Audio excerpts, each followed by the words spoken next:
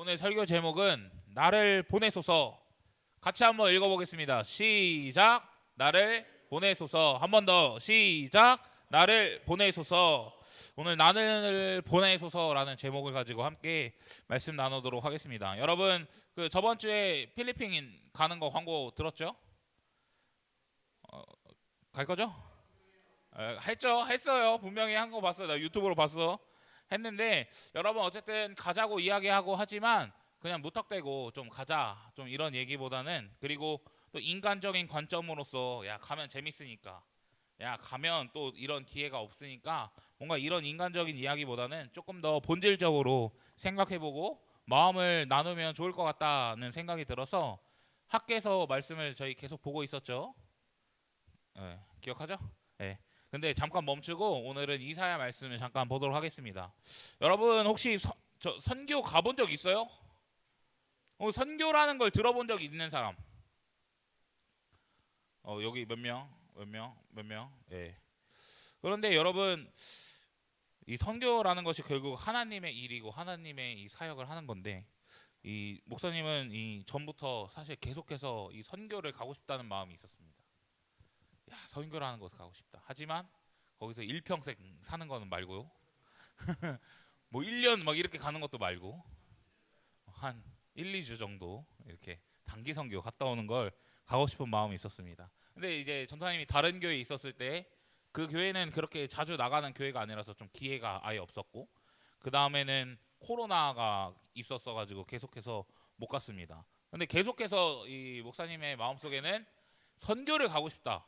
왜냐면 그 선교 안에서의 그 받는 은혜가 굉장히 컸기 때문에 이 선교를 가고 싶다 이런 생각을 많이 했어요. 근데 이제 지금은 좀 상황이 풀리고 이러니까 사실 이 저희 교역자들 사무실 안에서 이런 선교에 관한 이야기를 종종 하게 됩니다. 그러면서 이제 나 선교 가고 싶다. 근데 뭐 1년 이런 거 말고 단기 선교 가고 싶다 이런 얘기를 제가 많이 했거든요. 근데 이제 그걸 몇 번 목사님이 들으시고 담임 목사님께서 들으시고 가라 이러셔가지고 저희에게 어찌 우연인지 운명인지 이렇게 조금 가게 되었어요.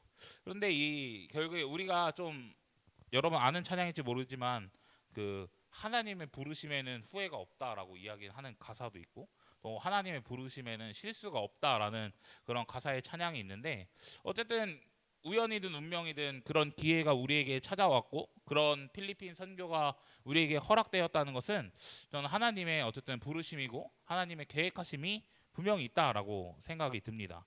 그런데 이 하나님의 부르심, 그래서 이 부르심이라는 것을 사실 우리가 명확하게 좀 기억하고 생각해 볼 필요가 있다라는 거예요. 그래서 오늘 이 이사야의 이야기를 통해서 이 하나님의 부르심에 대한 그 생각들을 같이 한번 나눠 보았으면 좋겠습니다. 여러분 오늘 본문 이사야 읽어봤죠? 혹시 나는 이사야 성경책을 따로 한번 읽어본 적이 있어요? 없어요. 예. 이사야라는 사람이 있는데 이 이사야가 어쨌든 예언자거든요. 예언자. 근데 이 예언자가 하나님 앞에서 이제 일반적으로 살다가 예언자로서 부름받는 장면이 오늘 읽은 이사야 이 6장의 말씀입니다. 그런데 이 장면을 조금 이해하려면 이 배경을 알 필요가 있어요. 이 이사야 시대의 배경을 조금 알 필요가 있습니다. 이사야는 주전 8세기 예언자라는 거예요. 주전 8세기, BC 8세기 예언자인데 이 BC 8세기의 특징은 무엇이냐? 경제적인 번영을 누리는 시기였다라는 거예요. 그러니까 그 당시 이스라엘은 뭐가 많았던 걸까? 돈이 많았다. 그 당시 이스라엘 사람들에게는 돈이 많았다. 특히 북이스라엘은 돈이 많았어요. 이때는 여러분 망하기 직전이거든요. 북이스라엘 남유다가 다 있을 때거든요. 그런데 돈이 많았었어. 그런데 돈이 많아지니까 좋았을까 안 좋았을까? 비극적인 일이 일어나기 시작한다라는 거예요. 돈이 많아지니 하나님 외에 다른 것을 이스라엘 백성들이 바라보기 시작하는 거예요. 그러니까 우상 숭배의 모습, 죄를 짓는 모습, 도덕의 타락, 윤리의 타락, 신앙의 문제가 굉장히 심각했다라고 하는 거예요. 그 당시에 8세기의 이 이스라엘 전반적인 모습은 그렇게 타락된 모습이었다라고 하는 거예요. 돈도 많았지만 그만큼 죄악이 많았다라는 거예요. 그래서 돈도 많고 돈은 많았지만 그의 반대로 신앙은 떨어져가는 모습, 이 예배를 쉽게 여기고 우상을 섬기고 죄악을 범하며 도덕적인 타락, 윤리적인 타락, 예배의 타락, 모든 타락이 일어나던 시기가 이 주전 8세기라는 거예요. 그런 상황 속에서 이런 이 세상이 뭔가 타락하고 정말 부패해져가는 이 시기에 이사야가 하나님의 부름을 받았다라는 거예요. 이사야라는 사람이 등장하게 되는 거죠. 근데 이사야는 이 이사야 6장은 이사야가 환상을 보는 거예요. 환상. 뭔가 직접 일어났던 일이 아니라 환상을 보게 되는 건데 그 환상을 보면서 부르심을 받는 거거든요. 그런데 오늘 읽었던 본문 말씀 앞에 보면 가득하였다 이런 말이 나요. 가득하였다. 말씀 보여주시면 이 그의 옷자락은 성전에 가득하였고 그리고 여호와여 그의 영광이 온 땅에 충만하였다라고 이야기하고 또 성전의 연기가 충만했다고 그래요. 그러니까 다 지금 가득한 이미지를 담고 있는데 이거는 결국 누구를 설명하고 있는 거냐면 하나님을 설명하고 있는 거예요. 하나님. 이 환상 속을 바라보는데 그 가운데 누가 충만하시게 역사하신 걸까? 하나님이 가득. 하나님의 영광이 가득. 하나님의 그 가리는 그 이 연기, 이 임재가 그 환상 속에 가득했다라는 거예요. 그런데 아까도 이야기했죠. 지금 현실은 뭐가 가득할까? 이 주전 8세기 이스라엘 백성의 상황에는 뭐가 가득해요? 죄가 가득하다는 거예요. 죄가. 전혀 반대되는 이미지예요. 이사야가 이 세상은 지금 현실은 죄 속에 가득한 그 죄의 모습을 바라보지만 이 환상 속에서는 하나님의 임재를 바라보게 되는 거예요. 하나님의 임재. 그래서 이 환상 속에서 하나님을 그 안에서 바라보게 하나님의 영광을 바라보게 된다라는 거예요. 그러면서 이런 말을 하게 됩니다. 여러분 5절 말씀인데요. 5절 말씀에 이렇게 기록되어 있습니다. 그 환상을 보고 그 영광이 충만한 걸 보고 그 하나님의 모습을 보고 말하되 화로다 나여 망하게 되었도다라고 이야기하는 거야. 망하게 되었도다. 와, 나 망했다. 와, 나 죽었다. 나 큰일 났다. 이런 이야기를 하는 거예요. 여러분 하나님을 만났는데 반응이 어떠냐면 망했다. 와, 나 하나님 만났어. 나 망했어. 나 죽었어. 나 큰일 났어. 이렇게 이야기하는 거예요. 그런데 그 이유가 무엇이냐면 나는 뭐가 부정해요? 입술이 부정하다. 입술이 부정하다. 나는 입술이 부정한 사람이기 때문에 하나님을 만나게 되면 어떻게 되냐? 죽는다라는 겁니다. 여러분 이 구약에서 하나님의 얼굴을 만난다는 것은 사실 하나님의 얼굴을 보면 죽는다 이것과 같아요. 뭐 이제 연기가 가득 차고 옷자락만 보이는 거지만 그 안에서 하나님의 임재를 경험했을 때 그 하나님을 만났을 때 이사야의 반응은 와, 나 죄인인데 어떡해. 나 죄인인데 망했다. 나 죄인인데 하나님을 보게 됐네. 와, 나 망했어. 나 큰일 났어. 지금 이 반응을 하나님 앞에 보이게 되는 거예요. 그러니까 와, 나 진짜 망했다. 이런 이야기를 하는 겁니다. 그런데 그냥 부정하다고 말할 수 있는데 특별하게 이 입술이 부정하다라고 이야기하고 있어요. 여러분 입술은 자신의 생각이나 의지를 표현하는 것입니다. 그러니까 우리의 말에서 우리의 속에 있는 것이 나오게 되는 것인데 결국 우리의 입술이 부정하다는 것은 우리의 마음과 또 의지가 이 하나님께 속해 있지 않다라는 것을 이야기하는 것이고 이사야의 삶 속에서 하나님과 관련되지 않는 이 죄악된 모습들이 그의 삶 속에도 있다라는 거예요. 부정한 마음, 부정한 의지, 부정한 생각, 그 입술로 범죄하는 또 행동으로 범죄하는 그 모습이 이사야 본인에게도 있었기 때문에 나 망했다. 하나님을 보고 나 완전 망했어. 나 이렇게 죄인인데 나 이렇게 입술이 부정하고 내 마음과 생각이 다 부정하고 내 행동이 부정한데 하나님을 만나게 되니까 어떻게 돼요? 나 망했다. 와, 나 망했어. 이런 이야기를 하는 거예요. 그런데 또 이런 이야기도 합니다.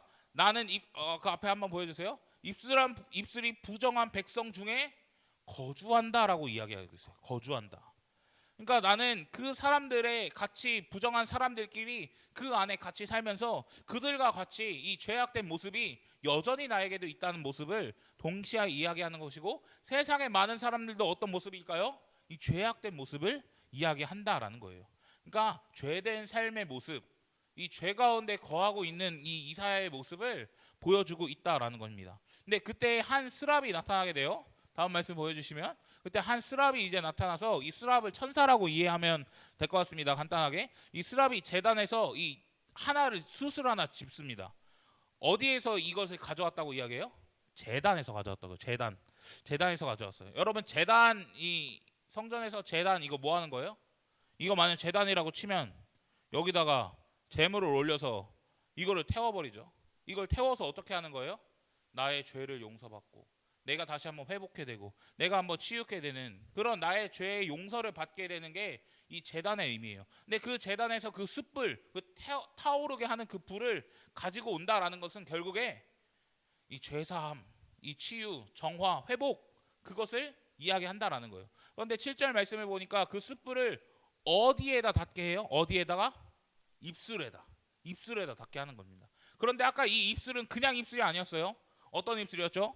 부정한 입술이었다. 부정한 입술. 그러니까 그 입술에 이 제단의 숯불을 이제 갖다 대니 이 제물을 태워서 이 제사함과 이 정화와 치유를 경험하게 하는 그 숯불을 갖다 대었으니 이제는 회복하게 되었다라고 이야기하는 거예요. 그때 뭐라고 선언되냐면 이렇게 이야기했어요. 노란색 글씨 한번 같이 읽어보겠습니다. 시작. 내 악이 제하여졌고 내 죄가 사하여졌느냐 하니라. 아멘. 어떻게 됐어요? 죄가 사라졌다라고 하는 거예요. 죄가. 그 하나님의 숯불이 닿았을 때 그리고 하나님의 그 부르심의 그 장면에 다시 한번 이 입술에 대했을 때 회복이 일어났다. 회복. 이 죄 사함의 은혜가 일어났다라고 하는 것이죠. 그런데 여러분 결국에 이렇게 우리의 죄를 사하여 주시고 죄를 덮어 주시고 죄를 용서하시는 이 하나님의 은혜를 경험하게 되었다라고 하는 거예요. 그런데 여러분 여기서 이사야가 회개했나요? 우리가 잘 아는 모습처럼 이사야가 주님 저를 용서해 주십시오 라고 하면서 회개했나요? 주님 제 입술이 부정합니다. 하나님 나를 회복시켜 주시고 하나님 나를 치유케 해주시고 하나님 나를 용서해 주세요라고 회개 기도했나요? 그런 모습은 나와 있지 않습니다. 그런 모습은 나와 있지 않아요.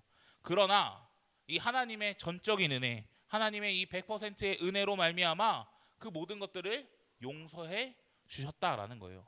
이 모든 게 하나님의 은혜라고 하는 것입니다. 하나님이 부르셨기 때문에 그 하나님께서 그를 깨끗하게 만들어 가신다라는 거예요. 여러분 우리도 이렇게 하나님의 부르심을 여러분 받는다는 것은 하나님의 도구로 그리고 하나님의 일꾼으로 사용되기 위해 준비된다라는 것을 여러분 기억해야 돼요. 여러분 하나님이 쓰실 수 있도록 우리를 깨끗하고 정결하게 다듬어 가신다라는 것을 기억해야 돼요. 그래서 이사야의 이 부정한 입술을 회복시킨 것처럼 그 숯불을 갖다 대면서 정화시키고 다시 한번 회복해 하신 것처럼 우리도 깨끗하고 우리도 정결하게 만들어 가실 거라는 것을 여러분 기억해야 한다라는 거예요. 여러분 하나님의 일을 하는 데 있어서 깨끗함, 이 정결함이라는 것은 굉장히 중요합니다. 뭐 다음 주에 설교에서도 같이 나누긴 하겠지만 여러분 율법으로 보게 되면 이 거룩한 것 있잖아요. 거룩한 거는 전염되기가 어렵습니다. 거룩한 것은 다른 거에 전염되기가 어렵지만 율법으로 보자면 부정한 거는 전파가 쉬워요. 자, 설명해 보겠습니다. 이 컵이 있어요. 근데 내가 부정한 사람입니다. 제가 부정한 사람이에요. 이 컵을 만져요. 이 컵은 어떻게 될까요? 부정해집니다. 근데 이 컵이 또 여기에 닿았어요. 그럼 이거 어떻게 될까요? 부정해져요. 근데 하민이가 또 이거 상을 또 만졌네. 하민이 어떻게 될까요? 부정해져요. 근데 집에 가가지고 이제 하윤이랑 이게 이야기하다가 이게 같이 어떻게 이게 해가지고 접촉이 됐어요. 하윤이 어떻게 돼요? 부정해져요. 근데 갑자기 또 엄마 아빠랑 이야기하면서 이렇게 또 이렇게 손을 잡게 됐어요. 엄마 아빠 어떻게 될까요? 부정해져요. 율법으로 따지고 보면 그렇게 되는 거예요. 이 부정이라는 것은 전염되기가 너무나 쉽다라는 거예요.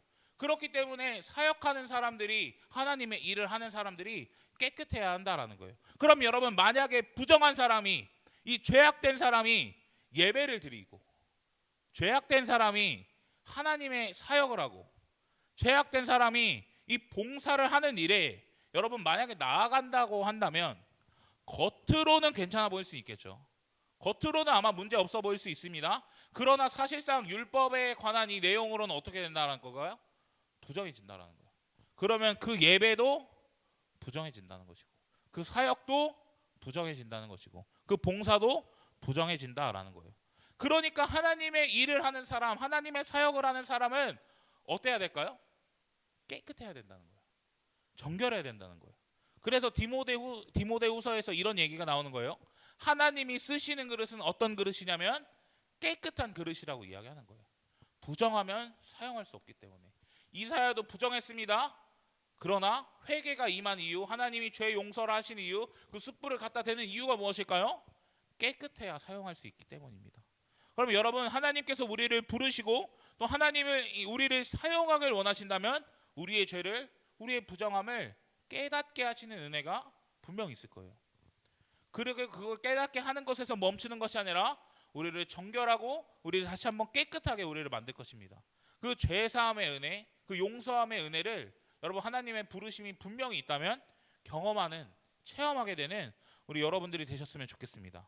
그리고 여러분, 이사야의 입술이 이 부정해졌다는 것에는 한 가지 더 의미가 있습니다. 뭐냐면 이사야가 이 죄 용서 받았다라는 것이 그냥 이사야만 죄 용서 받았다, 그냥 이사야에게만 국한되는 이야기가 아니라 이사야가 대표성을 가지고 있는 거라서 그 이스라엘 백성의 모든 사람들이 용서받고 다시 하나님 앞에 나아가게 될 것을 이야기하고 있는 거예요. 그러니까 회복될 것을, 다시 한번 이스라엘이라는 나라가 회복되고 그 죄악을 벗어나며 다시 한번 일어서게 될 것을 이야기한다라는 거예요. 그래서 하나님의 용서와 하나님의 회복이 온 열방 가운데 분명히 나타날 것이다 라는 것을 이 이사야를 부르시는 그 장면을 통해서 이스라엘 백성들에게 이야기한다라는 것이죠. 그러니 여러분들도 정결해지고 깨끗해지고 회복될 수 있다는 것이고, 그리고 아직도 복음을 모르는 자들, 그리고 여전히 죄에 빠져 있는 자들, 지금 당장은 아닐 수도 있지만 그들도 분명히 회복되고 그들도 분명히 다시 한번 치유되고 그들도 다시 한번 이 죄에서 멀어지게 되는 그 은혜와 역사가 있다라는 것을 여러분들 꼭 기억하셨으면 좋겠습니다.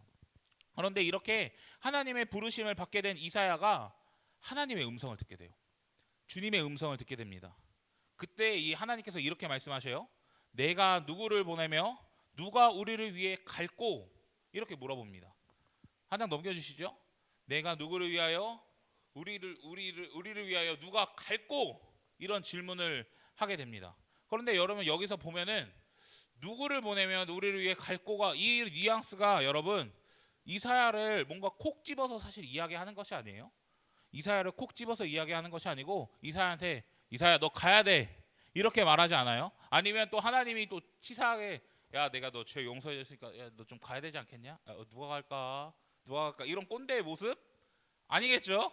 아니라는 거예요. 그러니까 진짜 순수하게 누구를 보내야 할까, 누가 갈까, 우리를 위해 누가 일할 수 있을까, 이런 질문, 이런 음성이 이사야의 마음속에, 이사야의 귀에 들리게 되는 거예요. 그럼 하나님의 일을 해야 하는데 누굴 보낼까? 이렇게, 근데 이런 상황에서 이사야가 이렇게 대답하는 거죠. 같이 한번 읽어볼까요? 시작. 내가 여기 있나이다 나를 보내소서. 이렇게 이야기하는 거예요. 내가 여기 있나이다 나를 보내소서. 그 하나님의 음성이 들릴 때 내가 여기 있나이다 나를 보내소서라고 이야기하는 거죠. 여러분, 이 고백을 했다는 거예요. 내가 하나님 앞에 이제는 쓰임받겠다. 주님, 내가 여기 있으니까 나를 보내주셔라. 내가 하나님의 일을 하겠다라고 이야기하는 거예요. 여기서 하나님의 일이 사실 구체적으로 뭔지 몰라요.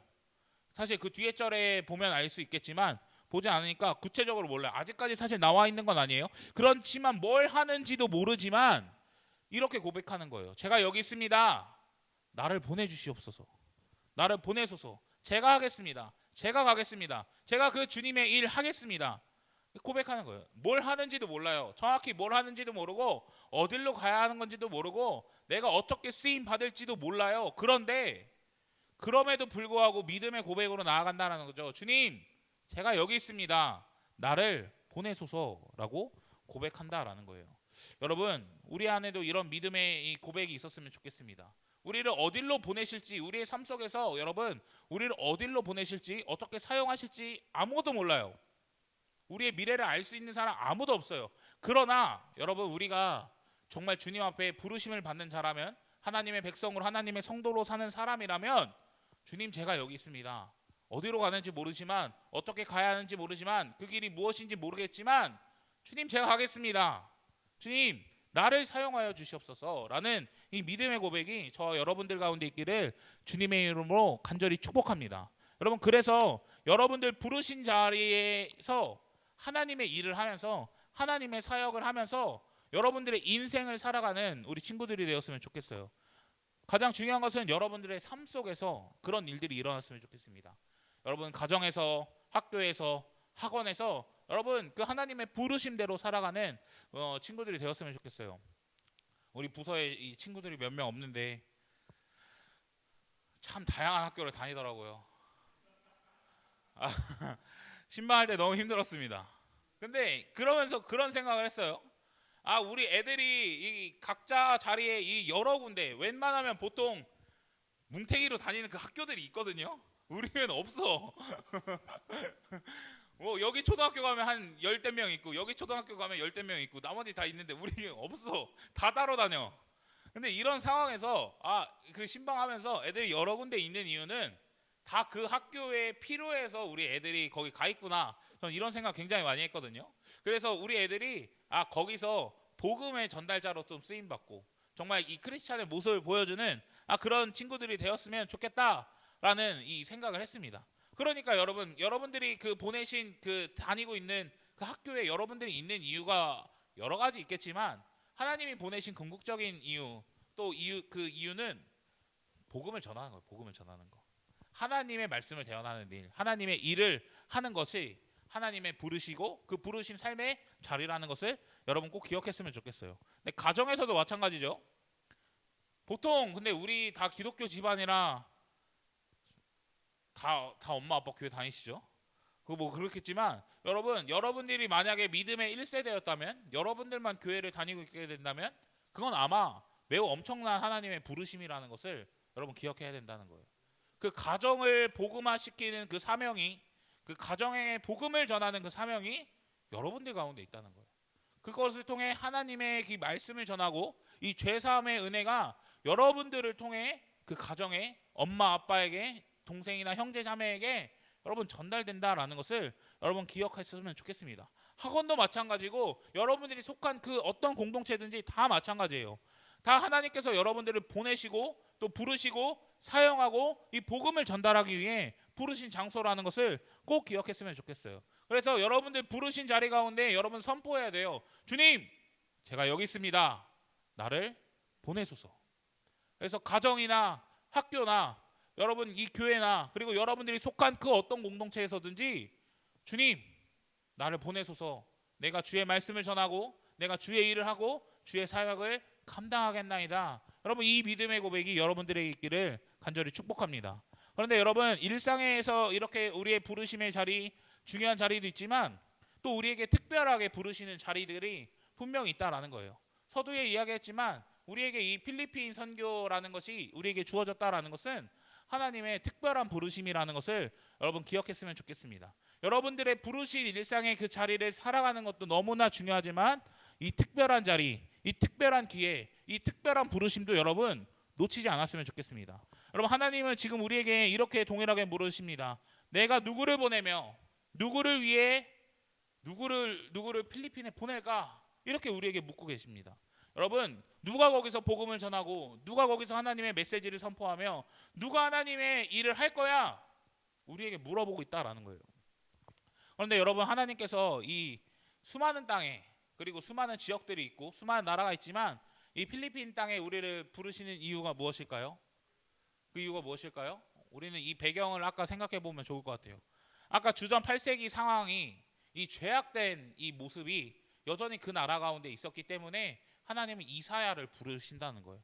그러면 여전히 사실 이 필리핀 땅에도 복음을 모르는 자들, 죄에 빠져 있는 자들, 소망과 희망이 없는 자들이 너무나 많다라는 거예요. 그리고 그들을 구원하기 위해서 하나님께서는 이사야를 보냈던 것처럼 그 필리핀 땅에 우리를 보내길 원한다라는 거예요. 여러분 하나님이 이 예언자를 보내시는 것은 심판의 목적이 아니라 너네 망해 없어져 이것을 원하는 것이 아니라 하나님께서 그들을 구원하시기 위해, 하나님이 그들을 회복시키기 위해 부른다라는 거예요. 하나님께서 우리를 그곳 가운데 부르신 이유도 단순히 죄가 있으면 망합니다, 죄가 있으면 삶이 힘들고 어렵습니다, 그런 재앙의 말씀을 선포하기 위함이 아니라 그 가운데 예수 그리스도가 여러분들을 구원하십니다. 그 가운데 예수 그리스도가 여러분들의 죄의 문제를 해결하십니다. 그 가운데 예수 그리스도가 여러분들의 인생의 모든 문제를 이미 십자가에서 해결하셨습니다. 이 믿음의 고백을 전달해야 한다라는 거예요. 그래서 우리에게 이렇게 물어보십니다. 누가 우리를 위해 갈고? 누가 우리를 위해 갈고? 물어보는 겁니다. 그렇다면 여러분들의 대답은 무엇인가요? 여러분들은 이 가운데 어떻게 대답하시겠습니까? 간절히 소원하는 것은 내가 여기 있나이다 나를 보내소서 대답하며 이 하나님의 부름에 응답하시는 우리 청소년 교회가 되기를 예수님의 이름으로 간절히 축복합니다. 그런데 여러분, 이 선교 가는 거 쉬울까요? 쉬울까요? 쉽지 않습니다. 여러분, 이 선교를 여러분들이 준비하게 된다면 여러분 개고생이 준비되어 있습니다. 진짜 개고생 하는 거예요. 여러분, 교회에 모여서 연습도 하고요, 이 따갈로로 막 당신을 사랑받기 위해 막 이렇게 내깡먹 막 이렇게 옛날에 했던 거 기억나는데 막 이런 거 하고요. 여러분 뭐 이런저런 멘트 외워야 되고 막 가서 이렇게 춤도 막 추고 막 워십해야 되고 막 할 게 많아요. 내 삶을 여러분 헌신해야 되고, 내 시간을 헌신해야 되고, 여러분 내 물질을 헌신해야 되고, 또 몇몇 친구들은 또 하필 그때 또 개학 기간이더라고요. 뭐 체험학습을 쓰든지 수업을 빼든지 뭐 가기 위해서는 그런 희생과 결단이 여러분들 필요할 것입니다. 주의 일을 하는 데 있어서 개고생이 준비되어 있습니다. 여러분, 이사야가 이 하나님의 부름을 받고 이 백성들에게 가서 하나님의 말씀을 전달하는 그 하나님의 일을 하는데 굉장히 쉽지 않아요. 이 사람이 못할 짓을 합니다. 하나님도 너무하시지, 사람이 못할 짓을 해요. 어떤 것까지 하냐면 20장 2절 말씀인데요, 한 장 보내주시죠. 그 해에 주님께서 아모스의 아들 이사야를 시켜서 말씀하셨습니다. 주님께서 이사야에게 말씀하시기를 허리에 두른 배 옷을 벗고 발에서 신을 벗으라고 하셨다. 그래서 이사야는 그 말씀대로 옷을 벗고 맨발로 다녔다라는 거예요. 여러분, 옷을 벗고 다니래요. 이사야에게 말씀을 전하는데 옷을 벗고 다니래. 이거 너무한 거 아니에요? 너무한 거 아니에요? 근데 이게 단순히 뭐 하루 이틀이 아니라 3년 동안 뭐 이유 없이 발가벗고 다니라는 건 아니겠죠? 그 발가벗고 다니는 이 이사야의 행위를 통해 하나님 분명히 예언하시고 말씀을 전하시는 겁니다. 하나님의 메시지를 행위로 선포하는 거예요. 그런데 이 얼마나 힘든 일입니까? 하나님의 말씀을 선포하는 게 이렇게까지나 힘들어요. 뭔가 수치스러울 것 같기도 해요. 예언자라고 해서 뭐 그런 게 없을까요? 똑같은 사람인데 다 그런 마음이 있다는 거죠. 나보고 그렇게 하라 그러면 어떨까? 나 하지도 못했을 것 같아. 근데 여러분들도 3년 벗고 다니라고 할 수 있어요? 아마 할 수 없을 것입니다. 뭐 쉽지 않은 일이에요. 그런데 여러분, 하나님의 부르심에 응답하는 것은, 그리고 그 일을 해나간다는 것은 그렇게 쉽지 않다라는 거예요. 뭐 극단적으로 제가 이 이사야가 빨가벗고 다니는 이야기를 했지만 우리한테 빨가벗고 다니라고 이야기하지 않겠죠, 하나님께서. 그렇죠? 그럴 거예요. 근데 그럴 거예요. 우리에게 그런 얘기는 하지 않을 거예요. 그런데 그만큼 뭐 비교할 수는 없겠지만 그 정도의 우리에게 힘든 이 헌신이 필요하고 수고가 필요하고 결단이 필요하고 이걸 하나님께서 우리에게 요구하신다라는 거예요. 그 부르심에 응답하고 그거에 맞는 합당한 삶을 살아가기는 너무나 어렵다라는 거예요. 그만큼의 분명히 하나님께서는 우리에게 충성과 헌신을 요구한다라는 거예요. 그러나 여러분, 우리가 이 일을 감당하기로 결정하고 그것을 준비하고 또 감당하고 있는 과정은 왜 해야 하나 싶을 수도 있고, 이 돈 내고 내가 가야 하나 싶을 때도 있고, 이 모든 것을 돌아볼 때 조금 힘들다 이런 이야기만 나올 수도 있지만, 저는 결국에 그 모든 사역을 마치고 여러분들이 다시 한번 이 한국 땅에 돌아오게 된다면 후회하지 않을 만한 하나님의 은혜가 있다고 저는 분명히 믿음으로 선포합니다. 분명히 그 하나님의 놀라운 은혜가 여러분들 가운데 있을 거예요. 저는 그 땅에서 여러분 한 명 한 명을 이 필리핀 땅으로 부르신 그 이유를 발견하게 될 것이라고 믿고, 그 선교를 통해서 여러분들이 먼저 깨끗해지고 여러분들이 먼저 복음의 은혜를 경험할 것을 믿으며 여러분들이 더욱더 예수 그리스도를 만나게 될 것을 저는 확신합니다. 그리고 복음을 전하는 자의 축복, 복음을 전하는 자가 누리게 되는 그 능력과 은혜를 여러분들이 먼저 경험하게 될 것을 믿고요. 그리고 그 하나님의 마음을 깨달아서 그 하나님의 마음으로 세상을 바라볼 수 있는 눈, 하나님의 그 마음으로, 하나님의 관점으로 이 열방을 바라볼 수 있는 눈이 여러분들에게 열리게 될 줄 믿습니다. 그리고 여러분들의 삶의 분명한 목적과 인생이 변화될 수 있는 충분한 기회라고 생각이 됩니다. 더 나아가 여러분, 공동체를 경험하게 되고 여러분들이 더욱더 공동체를 사랑하게 될 것이며 공동체가 더욱더 성장하게 될 것을 저는 믿어 의심치 않습니다. 그러니 이 선교를 통해 여러분 우리가 주구장창 이제까지 외쳤던 이 리뉴얼의 은혜를 분명히 경험하게 될 수 있을 줄 믿습니다. 여러분들의 예배가 그 선교를 통해 새롭게 될 것입니다. 여러분들의 삶이 그 선교를 통해 다시 한번 새롭게 일어설 것입니다. 우리의 공동체가 그 선교를 통해 다시 한번 새롭게 일어나게 될 것입니다. 그러니 여러분 믿음으로 고백했습니다. 그렇게 고백하면 좋을 것 같아요. 누가 우리를 위해 갈고 하나님의 그 물음 앞에 누가 우리를 위해서 그 땅에 갈래? 누가 나의 일을 감당할래? 그 하나님의 질문 앞에 여러분 주님 내가 여기 있습니다. 나를 보내소서. 여러분 믿음으로 고백하는 자가 되기를 간절히 소망합니다. 아멘? 아멘이십니까? 그래서 이 하나님 이 필리핀 땅에 이 복음을 전하는 이 하나님의 선교의 하나님의 동역자 여러분 이 얼마나 영광스러운 일이에요. 하나님의 동역자가 된다는 게 그 하나님의 선교의 하나님의 동역자로 여러분 참여할 수 있는 여러분들이 되시기를 예수님의 이름으로 간절히 축복합니다. 아멘? 그래서 여러분 이 3번 외치고 마무리할 건데요. 큰 마음으로 같이 한번 외쳐보겠습니다. 이 정말 하나님의 부르심에 내가 응답하겠다 그 마음을 가지고 3번 파이팅 있게 외치고 마무리하겠습니다. 시작! 내가 여기 있나이다 나를 보내소서. 내가 여기 있나이다 나를 보내소서. 내가 여기 있나이다 나를 보내소서. 아멘. 하나님의 부르심에 응답하며 하나님 앞에 그 부르심의 삶을 살아가는 우리 청소년교회 친구들 되기를 예수님의 이름으로 간절히 축복합니다. 기도하겠습니다.